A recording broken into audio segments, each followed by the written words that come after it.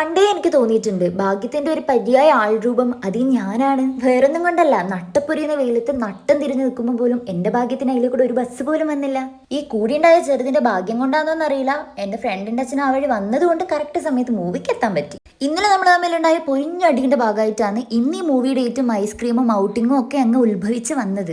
എല്ലാ നിവിൻ പോളി ഫാൻസിനും കാണാൻ പറ്റിയ കിടിലം പടമാണ് സർവമായ. നല്ലൊരു ഫീൽ ഗുഡ് മൂവി. പക്ഷെ സിനിമ തുടങ്ങിയപ്പോൾ തൊട്ട് തീരുന്നവരെ ഈ കുരിപ്പ് ഈ പോസിലായിരുന്നു. സിനിമ കണ്ടവർക്ക് എല്ലാവർക്കും കാര്യം മനസ്സിലായി കാണൂലേ, ഡേലൂലുവിനെ പേടിച്ചിട്ട് ഇവൾ ഇങ്ങനെ ഇരിക്കുന്നേ. ഇത്രയും പാവും ക്യൂട്ടും ആയിട്ടുള്ള ഒരു പ്രേതത്തിനെ എൻ്റെ ഫിലിം ഹിസ്റ്ററിയിൽ ഞാൻ വരെ കണ്ടിട്ടില്ല.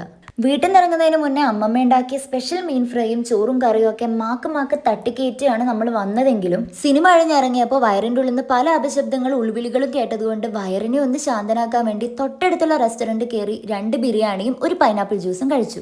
അങ്ങനെ വയറിനെയും മനസ്സിനെയും ഹാപ്പി ആക്കിയതിനു ശേഷം ട്രെൻഡ്സിലേക്ക് പോയി. ഡ്രസ്സൊന്നും വാങ്ങിയില്ലെങ്കിലും ട്രയൽ റൂമിലെ ഫാഷൻ ഷോ അതെനിക്ക് നിർബന്ധം. നല്ല മംഗലപ്പുറ വൈബുള്ള ബസ്സിലായിരുന്നു തിരിച്ച് നമ്മൾ വീട്ടിലേക്ക് പോയത്. അതുകൊണ്ട് സ്ഥലം എത്തിയത് പോലും നമ്മൾ അറിഞ്ഞില്ല. അപ്പോൾ ഇന്നത്തേക്ക് ഇത്രയേ ഉള്ളൂ ഗൈസ്, ബൈ.